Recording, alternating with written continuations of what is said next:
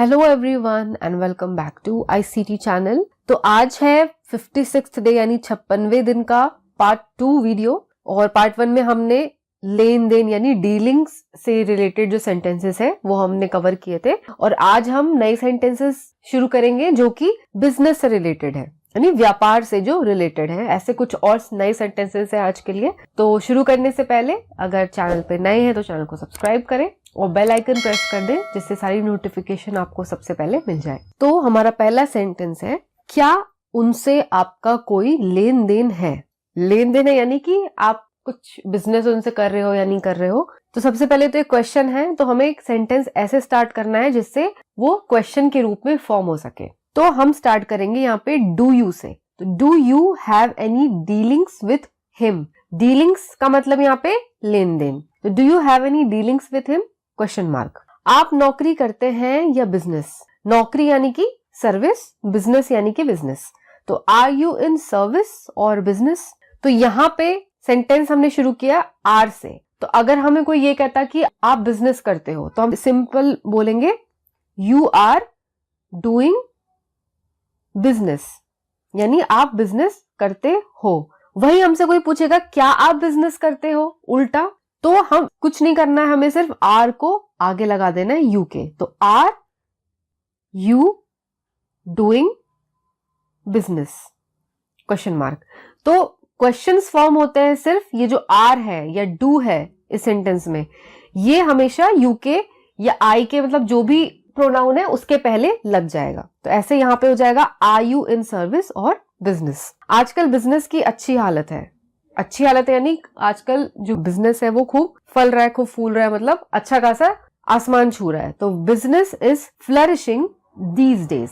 तो यहाँ पे फ्लरिशिंग मतलब अच्छी हालत है। फ्लरिशिंग का मतलब होता है कि और ज्यादा बढ़ रहा है, और आजकल यानी दीज डेज। नेक्स्ट है सेंटेंस, स्टेशन से पार्सल छुड़ा लाओ। छुड़ा लाओ यानी कि स्टेशन से पार्सल को ले आओ घर पे। तो get the parcel delivered from the station. Delivered यानी स्टेशन से घर पे आ जाए, इसके लिए हम कह रहे हैं डिलीवर्ड। नेक्स्ट है आओ हम सौदा करें। सौदा यानी डील। तो let us have a deal. तो जब भी ऐसा सेंटेंस होता है कि आओ हम चलते हैं या आओ हम गाते हैं, तो हमेशा जो सेंटेंस है वो स्टार्ट होता है लेट अस से। आओ हम चलते हैं, लेट अस गो। आओ हम गाते हैं, लेट अस सिंग। तो वैसे ही आओ हम सौदा करें तो let us have a deal.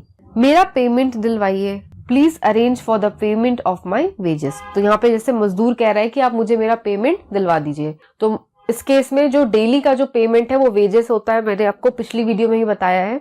तो यहाँ पे प्लीज अरेंज यानी बंदोबस्त कर दीजिए, यानी मेरे लिए पेमेंट की व्यवस्था कर दीजिए। Please arrange for the payment of my wages, यानी मेरी मजदूरी की पेमेंट करने की व्यवस्था कर दीजिए। पैसों से पैसा कमाया जाता है, यानी अगर आपके पास पैसे हैं तो आप पैसे लगा के बिजनेस एस्टेब्लिश करते हो, और इस पैसे से लगा के जो आपने बिजनेस बनाया उससे आप और पैसा कमाते हो। तो पैसों से पैसा कमाया जा सकता है। इसको इंग्लिश में हम कहते हैं मनी बिगेट्स मनी। जरा 100 रुपया एडवांस दीजिए। एडवांस दीजिए यानी पहले ही दे दीजिए। जैसे हम कोई चीज बुक करते हैं, मान लो हमने कोई रूम बुक किया किसी फंक्शन के लिए, तो हम उसको एडवांस में बुक करते हैं, यानी एडवांस पेमेंट करते हैं। हम किसी दर्जी के पास ही जाते हैं कुछ सिलाई करवाने के लिए, तो हम उसको सारी पेमेंट एक साथ लास्ट में नहीं देते, हम उसको कुछ एडवांस भी देते हैं।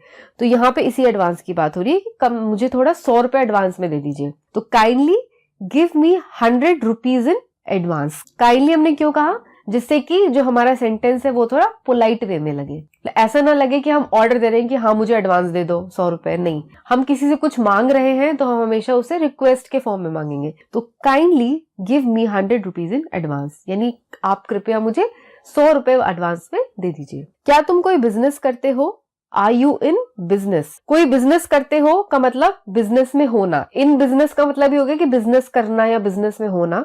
नेक्स्ट है मेरे ऊपर कर्ज है। कर्ज है यानी कि डेब्ट है, लोन है। तो आई एम अंडर डेब्ट। तो डेब्ट के आगे हमेशा अंडर लगता है। आई एम इन डेब्ट नहीं होता, आई एम अंडर डेब्ट होता है। ये हमेशा आप ध्यान रखेंगे। कितने पैसे हुए। How much is the bill. कितने पैसे हुए यानी कि बिल के कितने पैसे हुए। जैसे मान लो हम ऑटो से या टैक्सी से जा रहे हैं तो हम पूछते हैं ना कि कितने पैसे हुए। तो यहाँ पे वही चीज है, how much is the bill. इस चीज का दाम क्या है। How much does it cost. Simple है। यह चेक कैश कराना है। यहाँ पे चेक कैश कराना है यानी कि पैसे मुझे इस चेक से चाहिए। तो जब भी चेक कैश कराना होता है, इसका मतलब होता है कि चेक के बदले पैसे चाहिए। इस चेक को आप अपने अकाउंट में ट्रांसफर नहीं कर सकते। तो this cheque is to be encashed. Encashed यानी इस चेक को जमा करके मुझे पैसे चाहिए। तो इनकैश्ड का मतलब हो गया कैश कराना है। ये चिट्ठियां लेटर बॉक्स में डालो। तो लेटर बॉक्स में चिट्ठियां डालने का हम क्या कहते हैं? हम कहते हैं POST, पोस्ट। पोस्ट करना यानी चिट्ठियों को लेटर बॉक्स में डालना। तो इसका सिंपल ट्रांसलेशन हो जाएगा पोस्ट दीज लेटर्स, यानी इन लेटर्स को ऑफिस में पोस्ट कर दो या लेटर बॉक्स में डाल दो या पोस्ट कर दो, सभी का एक ही मीनिंग है। आजकल बिजनेस को बहुत कठिनाई का सामना करना पड़ रहा है। Business is bad these days. तो सिंपल ट्रांसलेशन हुई बहुत कठिनाई का सामना करना पड़ रहा है। सिंपली हमने इसके लिए लिख दिया कि business is bad these days. तो ये बैड का मतलब ही यही हो गया कि बिजनेस अच्छा नहीं चल रहा है, बिजनेस मंदा चल रहा है, बिजनेस जोर शोरों से नहीं चल रहा है, बिजनेस में कठिनाई हो रही है। तो इन सब के लिए हमने सिर्फ एक वर्ड यूज कर दिया, बिजनेस इज बैड। फिर नेक्स्ट है आपका काम क्या है। आपका काम क्या है, यानी कि आप क्या काम करते हैं। आप दर्जी हैं, आप मोची हैं, आप हेयर ड्रेसर हैं, आप कौन सा काम करते हैं ये हम पूछ रहे हैं। तो what is your profession. Simple. इस कंपनी में कितने हिस्सेदार हैं। हिस्सेदार का मतलब होता है कि शेयर्स के जो होल्डर है वो कौन कौन है, यानी कितने हैं। तो सिंपल हिस्सेदार को इंग्लिश में हम कहेंगे share holders. How many share holders are there in this company. तो हम पूछ रहे हैं कि कितने हिस्सेदार हैं। तो कितने के लिए यूज हमने क्या किया, हाउ मेनी। हाउ मेनी कितने हिस्सेदार हैं, तो हाउ मेनी शेयर होल्डर्स इस कंपनी में, यानी are there in this company. Next है वह इंपोर्ट एक्सपोर्ट का बिजनेस करता है। तो he is in the import export trade या he is in the import export business. ये सिंपल ट्रांसलेशन है बिल्कुल, इसमें कुछ भी इफ्स और बट्स नहीं है। नेक्स्ट है हम ब्रोकर हैं तो वी आर ब्रोकर्स। ये भी बिल्कुल सिंपल है। हम ब्रोकर है तो वी आर ब्रोकर्स। हम डांसर्स हैं तो वी आर डांसर्स। हम सिंगर्स हैं तो वी आर सिंगर्स। क्या आपने माल का इनवॉइस भेज दिया। जो मैंने माल आपसे खरीदा था, मैंने जो आपसे गुड्स लिए थे, उसका क्या आपने मुझे, इनवॉइस का मतलब क्या होता है, बिल हो जाता है। तो इनवॉइस बोलो चाहे बिल बोलो, वो प्रॉपर बिल होता है उसमें, जिसमें ब्यौरा लिखा होता है कि कितने आइटम्स परचेज किए, क्या रेट पे, क्या क्वांटिटी थी, फिर उसका टोटल अमाउंट कितना बैठा, डेट, टाइम, GST नंबर है तो GST नंबर, ये सब कुछ होता है इनवॉइस में। Have you Saint N invoice for the goods. तो यहाँ पे हम क्वेश्चन पूछ रहे क्या आपने भेजा। तो क्या आपने भेजा को इंग्लिश में हम ट्रांसलेट करेंगे हैव यू सेंट। तो have you sent invoice, English में इनवॉइस ही रहेगा, an invoice for the goods, माल यानी गुड्स। नेक्स्ट है उसका काम कैसे चल रहा है। How is he doing. कैसा चल रहा है मतलब कैसा काम चल रहा है उसका आजकल। तो हाउ इज ही डूइंग, फिर आगे रहेगा क्वेश्चन मार्क। अब याद रखे, remember, lectureship is a respectable profession, यानी लेक्चरशिप सम्मानजनक पेशा है। यहाँ लेक्चरर यानी कि जो जातिवाचक संज्ञा है, इसमें शिप प्रत्यय लगाने से नई संज्ञा बन गई जो कि भाववाचक संज्ञा है, यानी लेक्चरशिप बन गई। शिप प्रत्यय में समाप्त होने वाले शब्द बहुधा भाववाचक संज्ञा होते हैं, जैसे स्कॉलरशिप, मेंबरशिप, किनशिप, हार्डशिप यानी कठिनाई, फ्रेंडशिप यानी मित्रता आदि। जिन शब्दों के अंत में हुड प्रत्यय हो वो भी भाववाचक संज्ञा होते हैं, जैसे I know him from childhood. Childhood यानी बचपन से।